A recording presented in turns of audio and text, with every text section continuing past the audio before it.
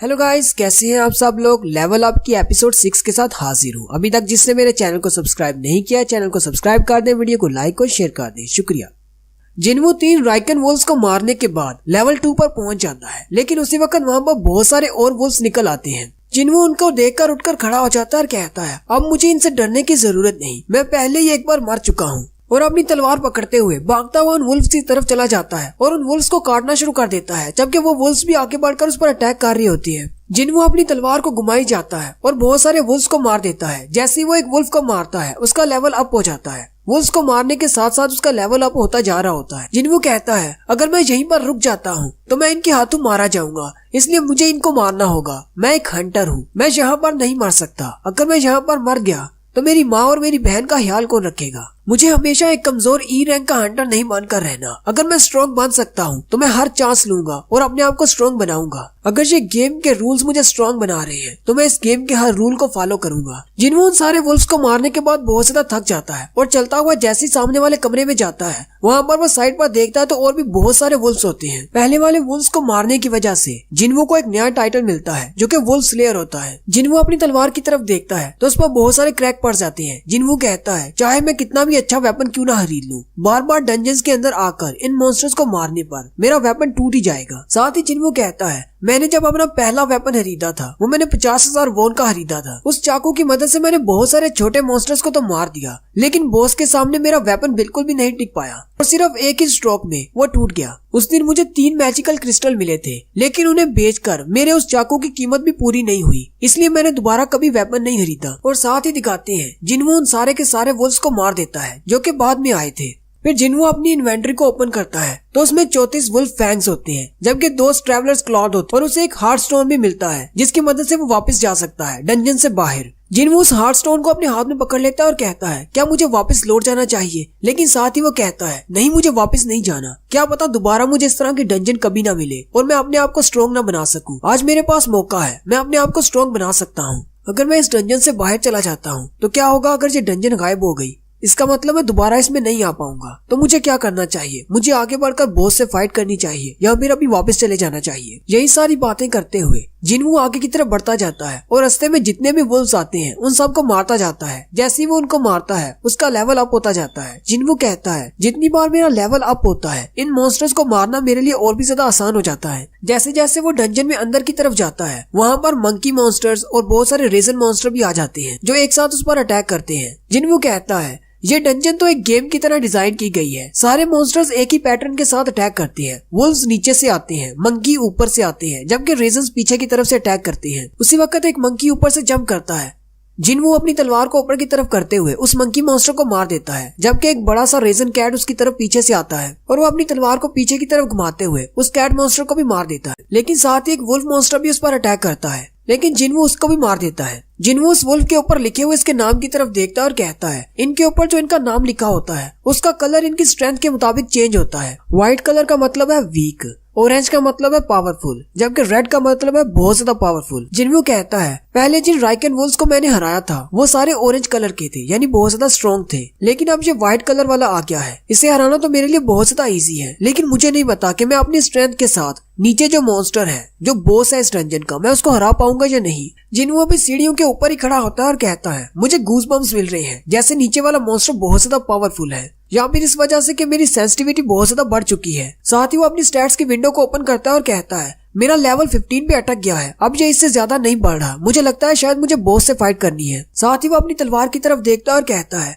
मेरी तलवार भी ज्यादा देर नहीं टिकेगी अगर मैं इसी तरह छोटे मॉन्स्टर से फाइट करता रहा। फिर वो सीढ़ियां उतरते हुए नीचे की तरफ चलना शुरू करता है जहाँ पर बॉस है। जिन्वू जैसे ही सीढ़ियां उतरकर नीचे जाता है तो वहाँ पर पानी होता है और उस पानी में एक बड़ा सा मॉन्स्टर होता है, एक स्नेक टाइप मॉन्स्टर। वो पानी में बड़ी ही तेजी के साथ आगे की तरफ बढ़ता है और जिन्वू पर अटैक करता है। जिन्वू अपनी तलवार को सामने करते हुए उसे ब्लॉक करता है, लेकिन उस बॉस मॉन्स्टर की अटैक की वजह से वो पीछे दीवार के साथ जाकर गिरता है और जैसे ही वो अपनी तलवार की तरफ देखता है तो उसकी तलवार टूट चुकी होती है। जिन्वू कहता है, मुझे तो लगा था कि लेवल अप होने की वजह से मैं काफी ज्यादा स्ट्रॉन्ग हो चुका हूँ। उसी वक्त सामने उस बॉस मॉन्स्टर को दिखाते हैं जो कि एक स्नेक मॉन्स्टर है जिसका नाम ब्लू पॉइजन रासा का है। जिन्वू उसके नाम की तरफ देखता है और कहता है, इसका नाम अभी भी ऑरेंज है, यानी कि ये इतना ज्यादा पावरफुल नहीं है। जिन्वू उस बड़े से सांप के स्केल्स को देखता है और कहता है, इसकी बॉडी बहुत ज्यादा हार्ड है, मेरी तलवार इसकी बॉडी को पियर्स नहीं कर पाएगी और ना ही मेरे पंचेस इस पर काम करेंगे। बॉस आगे बढ़ता है और उस पर अटैक करता है। जिनवू डॉज करते हुए उसकी बॉडी पर अपनी तलवार से अटैक करता है और कहता है मुझे बहुत ज्यादा पावर के साथ इस पर अटैक करना होगा ताकि मैं इसकी बॉडी के अंदर अपनी तलवार को धंसा सकूं। लेकिन उस सांप की बॉडी पर इसका कुछ भी असर नहीं होता।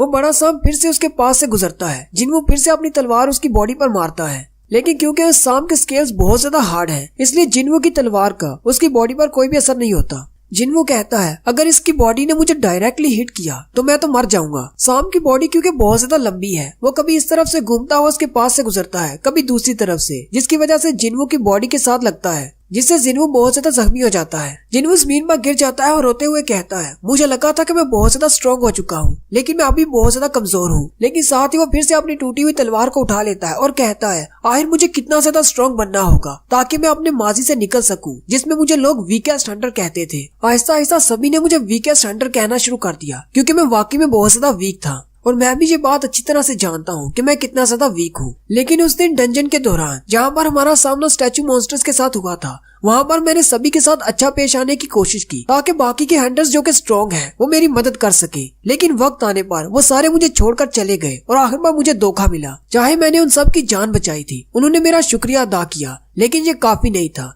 जब उनके सामने उनसे भी ज्यादा ताकतवर मॉन्स्टर्स निकल आए तो वो लोग मुझे धोखा देकर वहाँ से भाग गए और आखिर बार सबसे स्ट्रॉन्ग की ही जीत होती है और कमजोर पीछे रह जाते हैं। इसलिए मुझे कमजोर बने नहीं रहना, मुझे स्ट्रॉन्ग बनना है। मैं इस डंजन में स्ट्रॉन्ग बनने के लिए आया था। साथ ही जिनवू बार बार उस बड़े सांप पर अटैक किए जा रहा होता है और कहता है ये बॉस उन स्टैचू मॉन्स्टर के सामने कुछ भी नहीं। वहाँ पर मुझे जितना ज्यादा डर था यहाँ पर नहीं है। वो अपनी टूटी हुई तलवार से बार बार उसके स्केल्स पर अटैक करता है, लेकिन जब उसकी तलवार के अटैक्स बेफायदा हो जाते हैं, वो स्नेक मॉन्स्टर की गर्दन के साथ लटक जाता है और कहता है मैंने अपने सारे स्टैट पॉइंट्स को अपनी स्ट्रेंथ में ऐड कर लिया है, मेरे पास फिजिकल स्ट्रेंथ है। साथ ही वो उसकी बॉडी को अपने हाथों की मदद से पिचकाना शुरू कर देता है और अपनी फुल पावर को इस्तेमाल करते हुए अपने दोनों हाथों को उसकी गर्दन में गड़ा देता है और उस सांप के मोटे स्केल्स भी उसको नहीं बचा पाते। वो उसके स्केल्स को इतना ज्यादा पिचका देता है कि वो बड़ा स्नेक खुद ही मर जाता है। नेक्स्ट सीन हॉस्पिटल का होता है। डॉक्टर रिसेप्शन वाली नर्स से पूछता है जिनवू अभी तक वापस नहीं आया। नर्स उसे कहती है हाँ अभी तक नहीं आया। डॉक्टर उसे कहती है